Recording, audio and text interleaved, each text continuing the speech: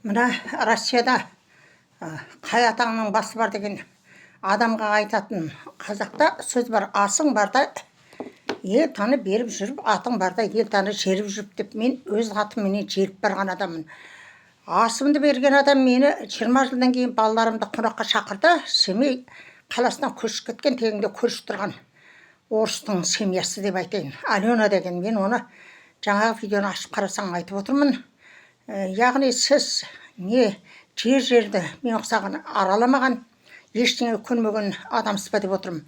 Әкеңнің басы деген сөзді балаңызға айтуға болады, ініңізге айтуға болады. Балаңыздың өзі де менің әкем саналы бала болса, әкемнің басында нең бар деуі мүмкін.